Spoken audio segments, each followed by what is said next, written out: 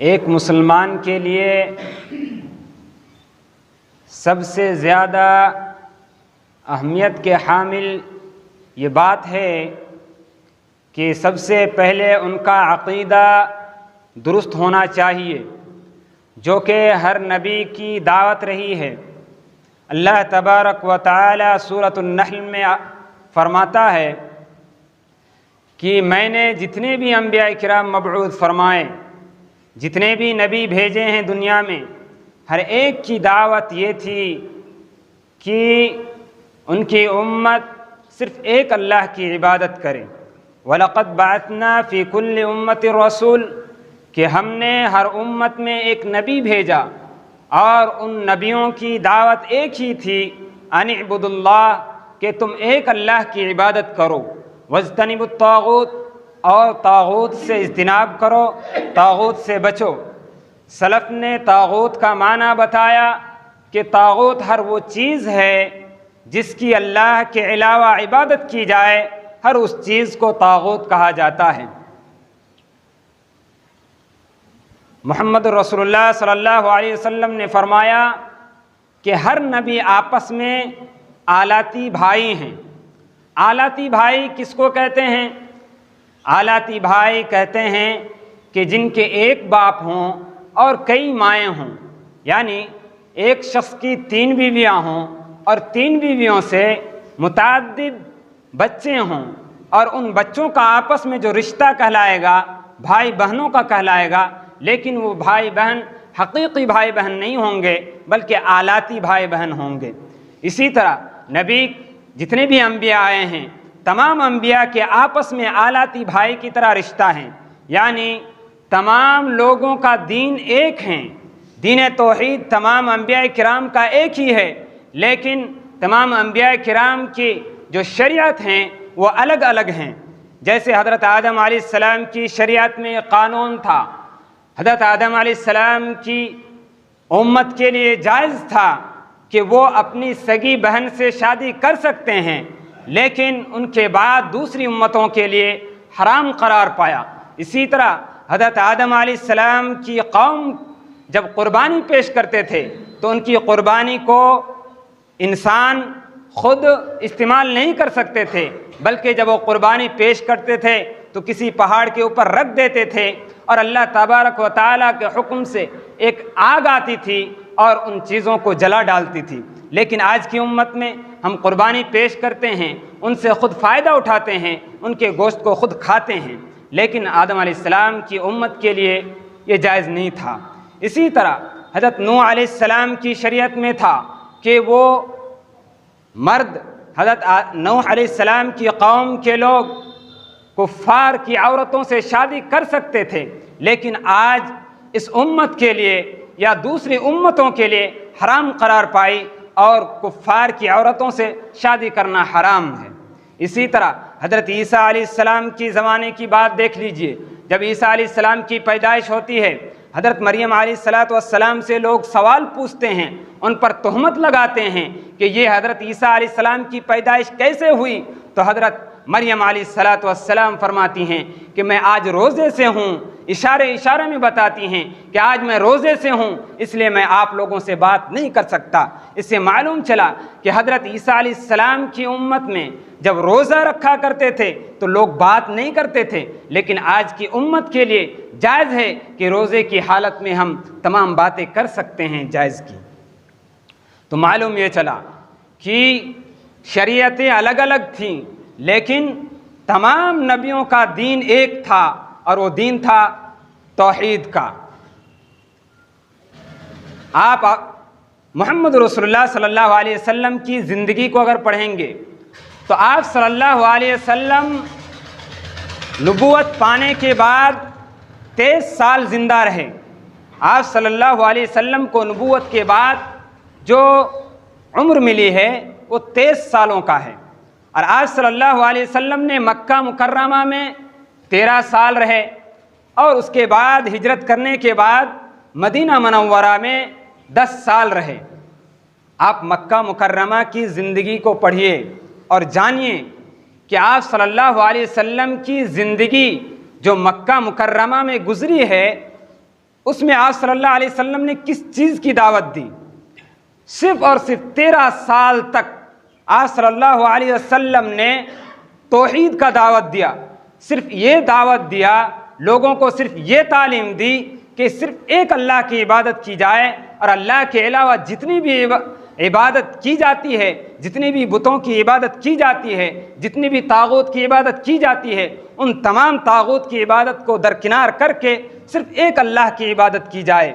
13 سال تک آپ صلی اللہ علیہ وسلم توحید کی دعوت دیتے رہے۔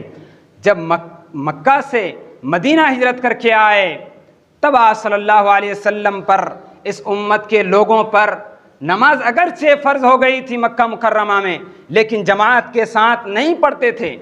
جب مدینہ منورہ آئے، تمام مسلمان ہجرت کر کے آئے، وہاں پہ دوسرے لوگ مسلمان ہوئے، تب جا کر جماعت کے ساتھ نماز فرض ہوئی اور لوگ جماعتوں کے ساتھ نماز پڑھنے لگے۔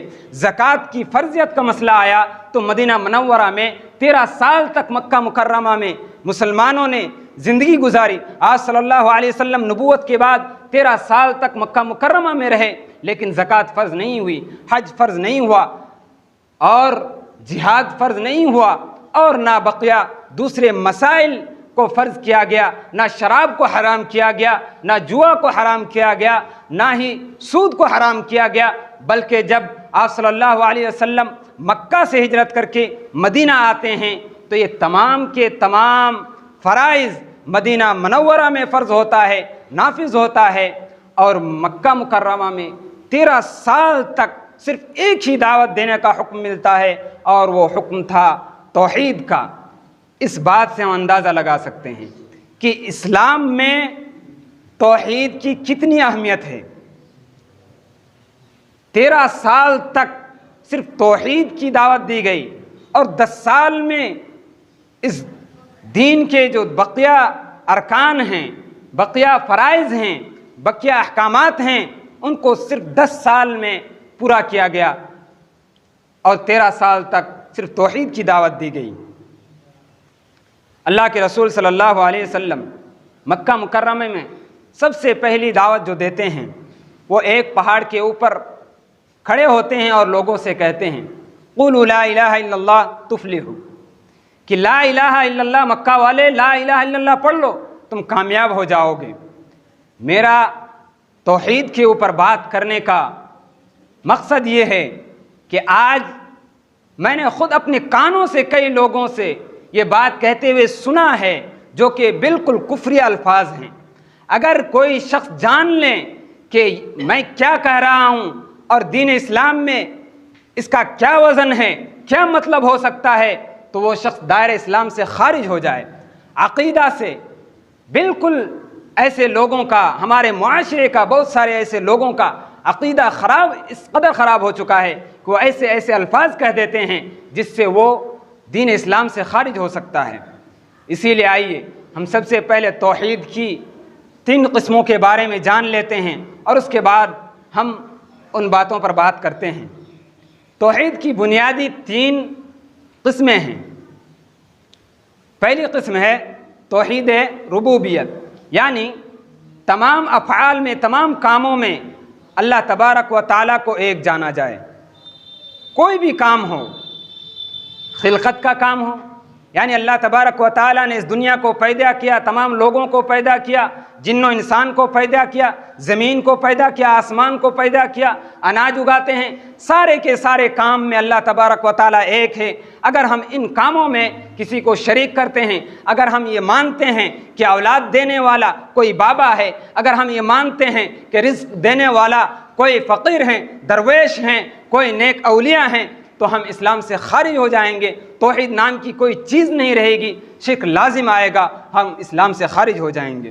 اسی طرح دوسری قسم ہے توحید الوہیت، یعنی تمام عبادتوں میں اللہ کو ایک مانا جائے۔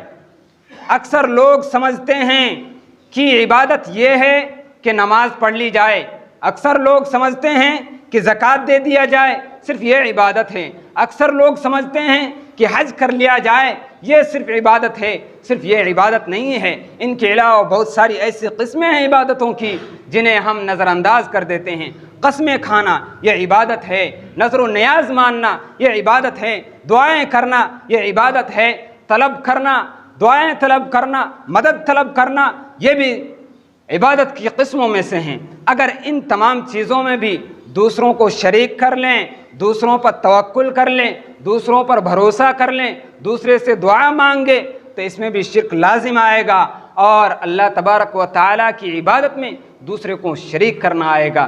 اسی لیے حدیث میں آتا ہے کہ اگر کوئی بھی شخص من حلف بغیر اللہ فقد اشرک، کہ کوئی شخص اگر اللہ تبارک و تعالیٰ کے علاوہ قسم کھاتا ہے تو شرک کرتا ہے۔ اسی وجہ سے کیونکہ قسم یہ عبادتوں میں سے ہے، قربانی عبادتوں میں سے ہیں، نظر و نیاز ماننا یہ عبادتوں میں سے ہیں۔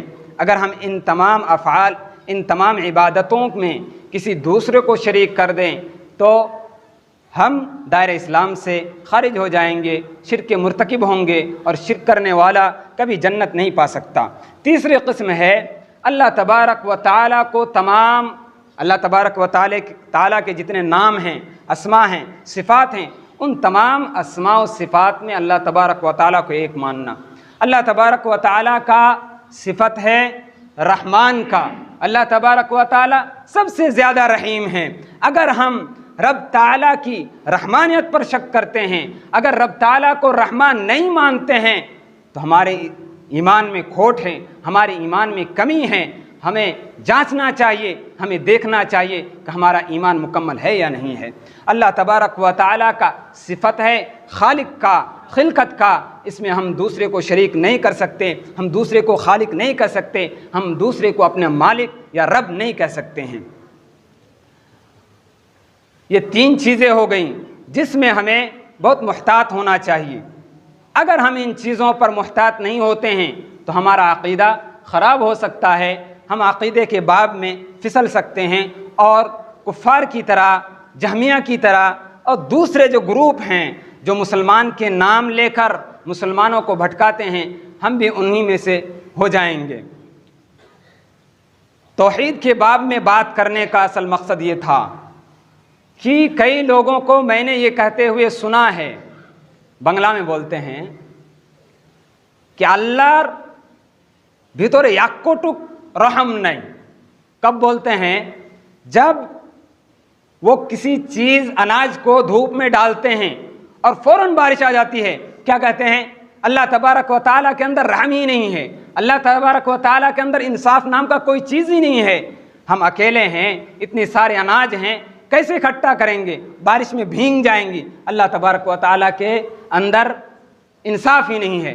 ایسے الفاظ کہتے ہوئے میں نے لوگوں کو سنا ہے۔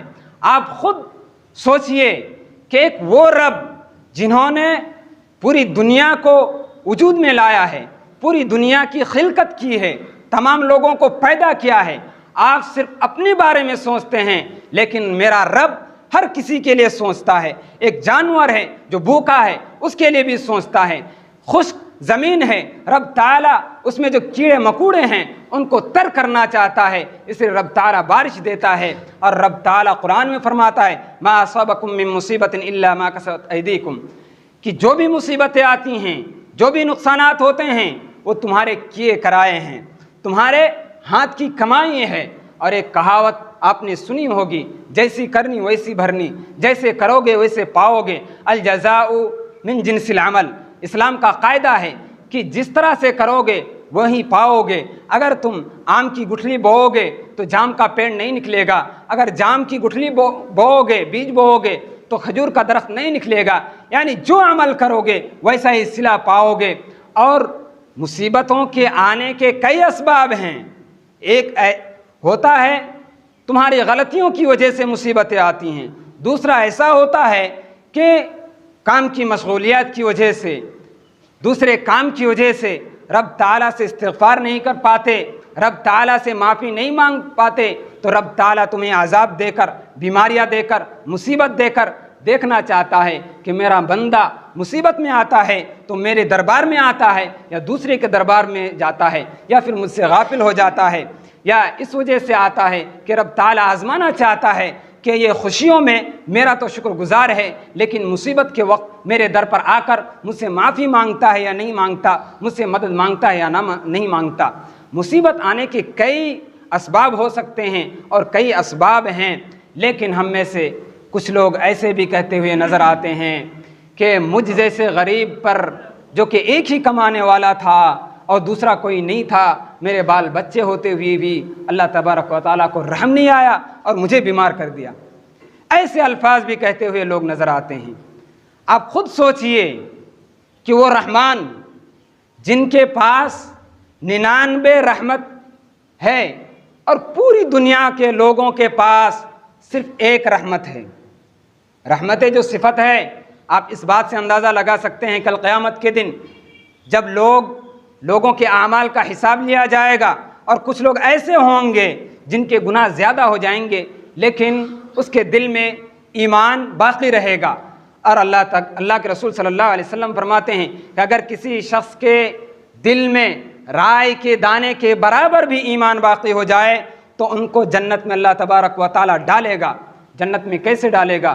رب تعالیٰ جتنے بھی گناہ ہیں ان گناہوں کی مغفرت کے لیے اللہ تبارک و تعالیٰ پہلے ان کو جہنم میں ڈالے گا، اور جہنم میں جب ان کی غلطیوں کی بھگتان ہو جائے گا، غلطیوں کی سزا پا لے گا، تو بعد میں رب تعالیٰ جنت میں ڈالے گا۔ کتنا شفیق ہے رب تعالیٰ! ایسا بھی کر سکتا تھا کہ رائے کے دانے کے برابر ایمان ہے، کچھ ہی عمل ہیں، کچھ ہی نیکیاں ہیں، ان نیکیوں کے بدلے پہلے جنت میں ڈال دیتے، جب نیکیوں کے بدلے پا چکے ہوتے، جب ان کا بدلہ پا چکا ہوتا تو جہنم میں ڈال دیتا ہمیشہ کے لیے۔ لیکن رب تعالیٰ اتنا رحم دل ہے کہ رب تعالیٰ پہلے جہنم میں ڈالے گا، پھر ہمیشہ کے لیے جنت میں رکھ دے گا۔ رب تعالیٰ اتنا رحیم ہے، لیکن ہم پر جب مصیبت آتی ہے تو ہم تعلیم نہ ہونے کی بنا پر، زیادہ تر تعلیم نہ ہونے کی بنا پر، علم نہ ہونے کی بنا پر ہم پھسل جاتے ہیں اور ایسے الفاظ بول دیتے ہیں جس سے اسلام سے خارج ہونے کے چانسز ہیں۔ علم کی جب بات آ گئی تو چند منٹوں میں علم کے بارے میں کچھ بتا دوں کہ علم 3 طریقے سے حاصل ہوتی ہے۔ ایک حواس سے، حاسہ خمسہ، 5 سینسز ایسے ہیں جس سے ہم جان جاتے ہیں۔ جیسے ہاتھ سے کچھ چیز چھوتے ہیں تو ہمیں معلوم ہوتا ہے کہ یہ نرم ہے یا سخت ہے، ہم کسی چیز کو دیکھتے ہیں تو ہمیں معلوم ہو جاتا ہے کہ ان کی رنگت کیسی ہے، سفید ہے یا لال ہے۔ اسی طرح کسی چیز کو ہم چکھتے ہیں تو ہمیں معلوم ہو جاتا ہے کہ میٹھی ہے یا کھٹی ہے یا کس طرح سے ہے۔ لیکن حواس خمسہ جو ہیں، 5 سینسز ہیں، یہ بھی غلطیاں کرتی ہیں۔ جس طرح سے آپ کو بخار ہو جائے، کوئی بھی میٹھی چیز آپ کھائیں آپ کو پھیکی لگیں گی، کیونکہ آپ کے حواس کام کرنا بند کر دیتے ہیں۔ آپ کو معلوم نہیں چلتا کہ یہ چیز صحیح میں خراب ہیں یا صحیح ہیں، لیکن دوسروں سے معلوم کریں تو آپ کو معلوم ہوگا کہ بخار کی وجہ سے آپ کے حواس کام نہیں کر رہے ہیں، لیکن یہ چیزیں صحیح ہیں۔ جب حواس کام کرنا بند کر دیں، جب حواس غلطیاں کریں تو آپ کی عقل وہاں پہ رہنمائی کرتی ہیں، تب آپ کو عقل سے کام لینا ہوتا ہے۔ تب آپ عقل سے کام لیتے ہیں کہ مجھے بخار ہے جس کی وجہ سے یہ چیزیں پھیکی لگ رہی ہیں، لیکن اصل میں یہ چیزیں صحیح ہیں۔ لیکن علامہ اقبال رحمۃ اللہ علیہ کہتے ہیں، گزر جا عقل سے آگے، گزر جا عقل سے آگے، یہ نور چراغ راہ ہے، منزل نہیں ہے۔ یعنی عقل بھی آپ کو منزل تک ہدایت نہیں کرتا، عقل بھی آپ کی رہنمائی منزل تک نہیں کرتی ہے، بلکہ صرف آپ کو راستہ دکھاتی ہے۔ عقل بھی غلطیاں کرتی ہیں، جس طرح سے بہت سارے لوگوں نے ان باتوں کا انکار کیا کہ اسلام میں چیز ہے کہ خود محنت کرو، کھیتی باڑی کرو، کماؤ اور اس سے 5% فقیروں کو دو۔ ہم کیوں فقیروں کو دیں؟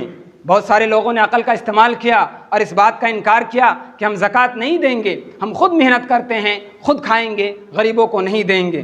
لیکن جب عقل غلطیاں کرتی ہیں تو وحی الہی وہاں پہ رہنمائی کرتی ہے۔ وہاں جب وحی الہی کی تعلیم ہمارے پاس ہو تو ہم راہ نہیں بھٹکتے، پھر ہمیں معلوم ہوتا ہے کہ اسلام میں چیز جائز نہیں ہے کہ ہم ایسی بات کریں، زکوٰۃ کا انکار کریں۔ اگر زکوٰۃ کا انکار کریں گے تو ہم کافر بن جائیں گے، پھر وہ زکوٰۃ دیتا ہے۔ تو میرے کہنے کا مطلب یہ ہے کہ ہمارے پاس حواس خمسہ بھی ہیں، عقل بھی ہیں، لیکن کتاب وحی کا علم نہیں ہے. اس علم کو حاصل کرنے کی ضرورت ہے، اور یہ علم صرف مدرسوں سے، مسجدوں سے، اسکول سے حاصل ہونے والا نہیں ہے، بلکہ آپ اپنے گھر میں ماحول بنائیے، آپ اپنے گھروں میں تعلیم کا سلسلہ بنائیے. میں نے ایک خطبہ دیا تھا مکمل کہ اپنی اولاد کو کس طرح سے اپنے کنٹرول میں کیا جائے، یا اپنی اولاد کو کس طرح سے غلطیوں سے یا برباد ہونے سے بچایا جائے. اور اس میں نے بتایا تھا کہ آپ اپنی اولاد کی تربیت اس طرح سے کریں کہ ہر وقت وہ آپ کی نظروں کے سامنے ہونا چاہیے، ہر وقت ان کے اعمال کا حساب آپ کے سامنے ہونا چاہیے. آپ کو معلوم ہونا چاہیے کہ میرا بیٹا کس وقت کہاں جاتا ہے، میرا بیٹا کیا کرتا ہے، میری بیٹیاں کہاں جاتی ہیں، کیسے اعمال کر رہے ہیں. آپ کو یہ علم ہونا چاہیے. اگر یہ علم نہیں ہے تو ایک اچھے والد نہیں ہیں، اپنے والد ہونے کی ذمہ داری آپ پوری نہیں کر پا رہے ہیں. آپ ان کو دیکھیے کہ مغرب کے بعد کہاں جاتا ہے، کس سے ملتا ہے، کیسے دوست ہیں. ان چیزوں پر آپ دھیان دیں. اللہ تبارک و تعالیٰ سے دعا گو ہوں کہ رب تعالیٰ ہم تمام مسلمانوں کو دین پر چلنے کی توفیق عطا فرمائے. اللہ تبارک و تعالیٰ ہمیں گناہوں سے بچنے کی توفیق دے. یا اللہ رب العالمین ہم میں سے جو مقروض ہیں ان کی قرض کی ادائیگی فرما. یا اللہ رب العالمین ہم میں سے جو بیمار ہیں ان کی بیماری کو دور کر دے. سبحان ربک رب العزت عما یصفون وسلام علی المرسلین والحمد للہ رب العالمین.